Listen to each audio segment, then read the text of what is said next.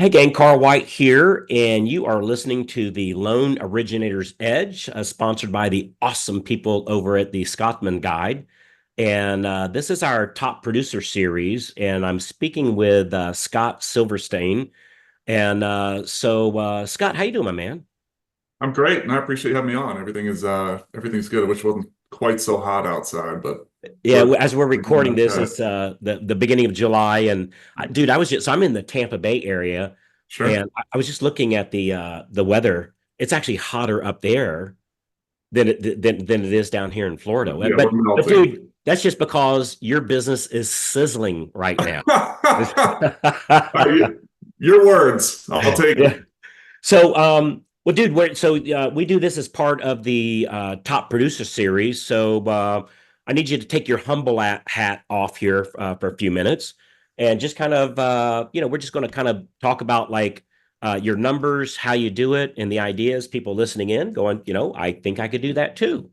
So let's start with like, are you a broker, banker, loan Good officer, branch question. manager? Kind of give us a lay of the land. Yeah, just a retail loan officer. I guess technically now a sales manager. I run a small team here at Newrez, and it's been just shy of a decade for me. Good for you. So you've been in business for 10 years? Uh, Nine, I want to say. So Nine? Okay, nine, cool. 10, somewhere in there. Cool. Good for you. And like how things are going. So what do things look like on a like the last couple months or so? What's a month look like for you as far as volume and units? The last few have been good. We've done about 10 million a month, 10 million a month. That's probably about 20 units a month. Good for you, man. Um, Hard to say exactly. I'm not staring at it. I mean, the first quarter of this year was pretty light. But I think we're on pace to do 60, 70 million for the year. Good for you, man. That's very respectable numbers in today's market, in any market, particularly for today. So most people, I guess the original question that would come on would be like, how do you do it? Like where do you get most of your leads from? Or is it consumer direct? Do you buy leads? Is it real estate agents, attorneys, and probably a little bit of everything, but like where's the primary source? Yeah, that's a good question. I mean, almost 99% of it is referral based.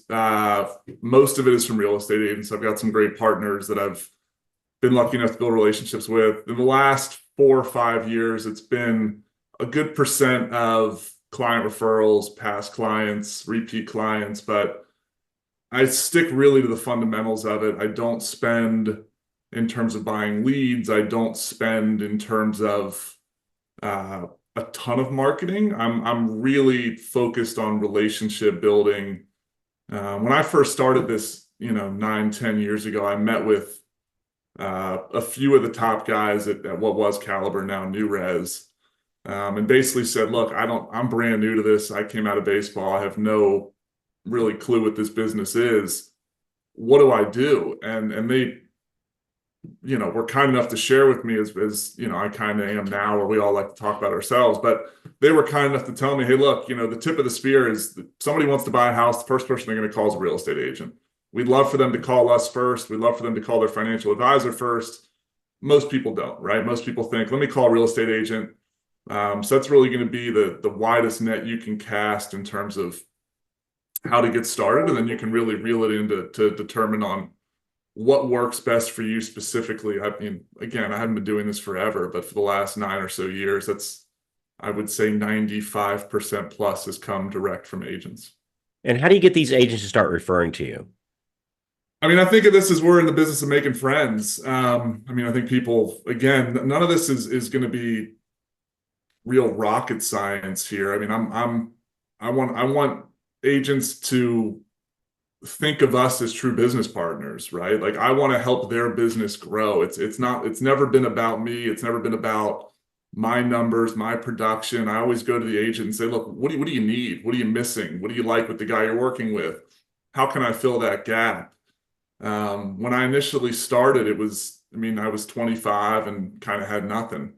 So I sold availability. I said, look, I'm available all the time. I don't care when you call me, I'll answer. And of course, you have to make good on that promise, right? Because I would say most people don't necessarily do what they say they're going to do. So as soon as you do what you say you're going to do, you start inherently building trust with those people.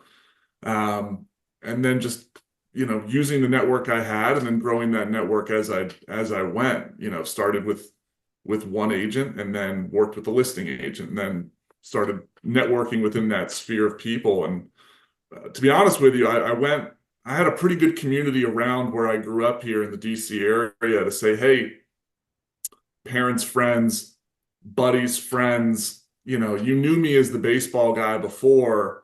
I'm doing this now. I'm not coming to you asking for business. I'm coming to you asking for help. Can you introduce me to somebody in this world, real estate agent, title attorney, someone else that does what I do? Just so, again, I can go out and ask them for help, kind of learn what they do and, trickle that down to eventually starting to work with some of those people.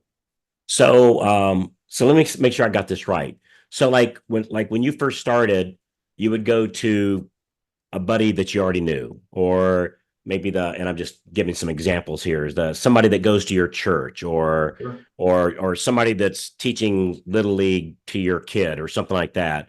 Mhm. And you would simply so non-real estate professionals, and you would simply say, hey, introduce me to your favorite real estate agent.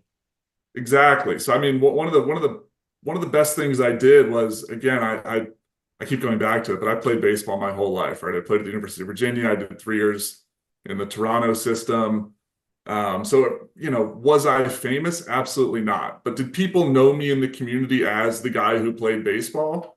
Sure. So I was able to tap into that and say, hey, look, I appreciate you following my career, appreciate everything you did. I would go after, teammates that I had growing up or went to high school with, or local guys I had played in college with, and said, hey, I know your parents, I'm not asking them for a loan to do their house or anything like that. I just want to sit down with them and ask them for help, right? Hey, I'm new to this world. I'm new to the professional world. Um, you're in, let's just say, commercial real estate. You don't have business for me. I'm not asking for business. I'm asking for introduction, right? You have a network of people some of which are real estate agents. Are you comfortable enough to introduce me to them so then maybe I can either meet with them, work with them, or say, hey, it was really nice meeting you. Is there someone else in your office maybe I could talk to? And, again, I think what I learned is you do have to ask for help and ask for business, but you have to earn the right to ask for that help and ask for that business, at least in my opinion, right? If you sit down with somebody and say, hey, I want to work with you, they're gonna they're just gonna they're just gonna kick you out, right? It's uncomfortable. I think they have to have a Mm. level of connection with you, a level of trust with you to say, okay, I see who you are, what you're about. I'm starting to trust you. I will give you a shot, which is all I ever wanted, right? Again, I told agents, look, I don't need to be your starting pitcher. Put me in the bullpen, right? Let me be the third guy off the bench. I'm totally comfortable with that. You need a Sunday night, whatever, I'll be the guy, right? I'll come in and do my best to save the day. And do you find like, are you still doing it that way where I know for me, like, look, I did whatever it took to get started. Like you, obviously legal, ethical, and moral, right? When I say whatever it took, and I'm sure you're the same way. But then after time, when I did build up my relationships, I found that I could start to put limits on my availability, just so in my case, I had a wife and 3 kids, Right. so that my main priority was to make sure everybody was fed and we had a roof. And then once I got that accomplished, then it was like, all right, now let's spend more time together. So, do you still use the availability as your primary pitch, or is it now just like everybody knows who you are, and with all this volume that you're doing, that you're kind of like the Walmart of your area, I guess, for I wouldn't say that I'm definitely not leading with the availability thing. I say we've created again, a non-unique thing here where I have an email address that goes to all 5 guys on the team, right? So if you email me on a Saturday afternoon, I personally may not be available.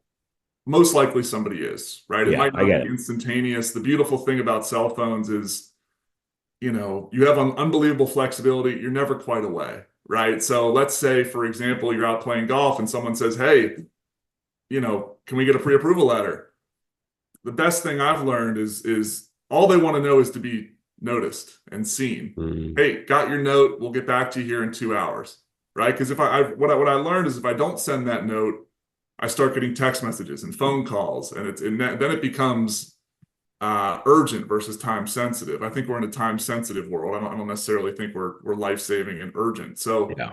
as long as you make sure that they feel seen, hey, got the message, I'll get back to you here at my earliest availability, no problem. So I've learned that versus I think early in my career, I'll use the golf example again. I would have had the computer in the cart and pulled it out and done it. Yeah. And I don't, that's really, as much as I would love to work nonstop, you do need to have some boundaries to a certain degree. Yeah. I like that. Is there any like one or two pieces of technology that is like, Carl, boy, if it wasn't for this insert in thing or technology, I couldn't do the numbers that I do. Anything stands out for you? Cell phone, 100%. I mean, again, my manager's been doing this for, I don't want to date him, but let's just say 30 years, right? So he used to talk about his office phone and then his car phone. And again, most of my business is in DC and I live in Richmond, right? And I've never have I had somebody say, I need to see you in 10 minutes. But this has become the most powerful thing because there's no delay in the cell phone, right? And again, I can do 90% of my job from the cell phone. I end up texting a lot more than I do calling now, just because it seems that my demographic or people in their mid 30s prefer that kind of communication. So again, I'm sort of being a chameleon with the way I deal with them and saying, okay, some people prefer calls, some people want to see me in person. People don't want to hear from me; they just want to see a text message. So, do I use any fancy websites or stuff like that? Not really. Again, I'm kind of a fundamentals guy, and I find that the cell phone has, I know it sounds kind of cheesy, but it's really opened up my ability to do my job. But the best business tool ever is the phone. I couldn't agree with you more, brother. So, it never ceased to amaze me that one thing I see top producers have in common, frankly, is the simplistic approach and not having all these other clutter things that they're working on. In the Right. past, like getting to where you are now, were there any roadblocks that got in your way? And if so, how'd you get over them?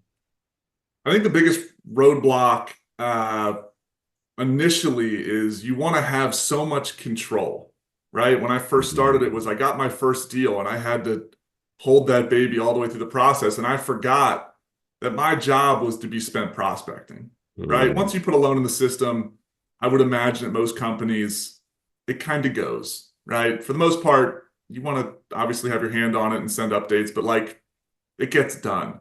So once I realized that, okay, I can handle doing one loan a month. Now I can handle doing two loans a month. And once I got to about 4 or 5 a month, I was pretty maxed out in terms of my time from a process standpoint. So I kind of took a leap of faith, right? Hiring help while I'm a huge proponent of it is scary, right? Because now all of a sudden you're saying, okay, I will personally take less to make sure I have more time, right? My goal is to spend about 75% of my day purely in pursuit of new business. So once I realized that I wasn't doing that and I was spending a lot of my time in the nuts and bolts, I realized it was time to expand. And I have the world's best team. I don't even like calling them assistants, but the world's best team where, I mean, I hired James, who's been with me for, God, I don't know, 5, 6 years now. And he's been, I mean, he is the nuts and bolts guy, right? We're kind of the perfect yin and yang where he doesn't want to be on the front end and I don't want to be stuck in the weeds. So we've got a really good kind of work marriage there where we support each other really well. So that would be sort of my best advice to somebody is once they're at a point where they're maxed out in terms of their capacity, where they're no longer spending the majority of their day in pursuit, it's time to offload some of that and lose some of that control. And I know that can be scary for people. Mm-hmm. It was certainly scary for me. And now it's scary thinking about having all the control again because of all the time I would lose, right? I'm not talking about time to go hit golf balls in the middle of the day. I'm talking about being disciplined to use that time to make sure that you're spending it growing the business. That reminds me, a good friend of mine, Steve Kiles, is always telling me, Carl, you can have control and you can have growth, but you can't have both. Right. So if All I you want want to do is control, you're win. not going to have growth. If you're going to have growth, you can't have control. And Yep. so It sounds like that's what you're saying. You mentioned that you get a lot of your deals also, or I think what I heard you say is you get deals from your past database too. Do you have any like is there, like how do you make that happen? Do you have a certain way that you reach out to them? Do you call them? Do you email them? Do you text them? Or like or you're just such a great guy that everybody remembers you? Like what does that look like? I think we've got a pretty good, decently robust system within the company of a combination of tools that a lot of people have, right? The home bot, the list reports. We send your constant birthday reminders. What's nice is we service most of our loans, so my little face is on all the statements, so they're constantly seeing me. I mean, Mhm. I'm envious of the people who get 100% of their business from past clients, who do past client events. I personally, now this may offend some people. I personally think of myself kind of like a dentist, right? Where if my dentist had a client appreciation party, I'm not sure I would go, right? I love my dentist, but what we're personally, I think of us as something you need and someone you want to know that they exist, but not somebody that needs to be hounded, right? I think that that's more of the agent's job, in my opinion. But again, I think keeping a nice arm's length relationship with the past client is important. I could certainly do a better job about calling, emailing, maybe getting out of my comfort zone a little bit there to do a better job with that. I'm first to admit that there's definitely more business to be had there. But at the same token, I'm cognizant to think about my experience as a homeowner, right? The person I worked with, how often do I want to hear from that person, right? Because at the same token, I understand that I'm running a business and that person's running a business, but there can be probably a point of diminishing return where all of a sudden it's okay, the loan guy's calling again. What does he want? So there's a delicate balance there between they know who I am, they know I'm in business, they know how to get a hold of me, they know what I want, but I'm not being annoying. Because the last thing I want is to be unsubscribed and put on the do not call list, because then you've blown your shot at any future opportunity. Love that. Hey, somebody that might be listening to this is new to the game and they're going, man, this cat's got it going on. Like, what's one piece of advice you'd give him or her? Like, if you had a chance to start all over again, is that old famous question. If you had a chance to start all over again, what would you do differently? What would I do differently? Um, that's a good question. I mean, I mentioned it earlier about not being afraid to ask for help. Mm, I think a lot of people are not necessarily afraid, but hesitant to go to their community, to go to the circle of people who already know them. And again, you're not calling them saying, "Hey, are you buying a house?" I'm like, no. Like the people who know you and like you want to help you. mm, So I think I actually could have done a better job of that, right? Met with more of my sphere and asked for more help, right? Again, not ask for direct business from them. I believe that's somewhat inherent in your asking for help, but you're coming across in a way um, where you're seeking guidance and you're seeking, hey, I respect you as a fellow professional or someone who I already know, like, and trust. Are you willing to help me in my pursuit of this career by just making an introduction to somebody? mhm. And again, kind of flowing through that path. So if I had to start over, I would hammer that. I would hammer my sphere again, not in marketing, but in requesting help, just Mm. to help me kind of grow here. I love that. Hey, let me ask you something. If you could take a class in anything, what would it be? Class and anything. How not to three putt. No, I don't know. I wouldn't say I'm necessarily a creative. I'm not someone who really draws or reads a lot. I'm more of a kind of a I want to say an order taker, but I've always just been a doer, right? Like again, I played baseball. It was consistency. It was determination. It was waking up every day knowing that this is what I had to do today and this is what I'm going to do tomorrow. So something along those lines I would find interesting, right? The books I did read when I was playing were military based because I love that kind of mindset. Mm. I think my days of thinking I can go through some sort of special ops training were one, total fallacies, and two, are well behind me. So that type of class, probably not. But I would love to say a cooking class. I don't necessarily have the patience. I'm more of a let's do this now and then let's chop off tasks as we go type person. Hmm. What do you think is kind of wrap this up? What do you think is your biggest opportunity going forward? I Like think the what's biggest next? opportunity right now is potentially the chance to kind of grow the group I have, right? I've Mhm. got a great group of four with me, two of which are newer to the business, and they're starting to really take off, and it's exciting to watch them grow. It's exciting to watch them utilize the system we have, right? With Mhm. kind of coming into the business with assistance, right? And I don't mean just the actual people who are assisting, but assistance in terms of the systems already built for them, right? Because when I came in, it was figure it out. Maybe that was great. Maybe that is the key. But if I could have been dumped into a team situation, it could have been a big help in terms of not kind of plateauing early and then having to build from there. So that's what I'm excited about is trying to grow this, grow it the right way, grow it with people that have a similar mindset, not just take warm bodies off the street and throw them in and see if they sink or swim. Yeah. But again, I think this is a good opportunity considering the market, right? If you ask me in 21, hey, what's the opportunity? Well, I'm missing 5 phone calls. Yeah. This call's not helpful, Get another but assistant. Right. right. So and again, I'm sure I'm saying what a lot of other people say, but the opportunity to kind of grow something that I deem kind of special with a good group of people would be a lot of fun. Yeah. Hey, last question. And it's kind of an off the wall question, but I always enjoy hearing people's responses. So the president of the United States gives you a call, whoever he or she is, right? So the president of the United States calls you and goes, Scott, I need your help. What do they need your help with? Like, what's your expertise that the president of the United States, whoever he or she is calling you to ask you for help? God, that's a good question. That's a stumper. I don't know. Um, Goodness, it's certainly not anything golf related. I can tell you that.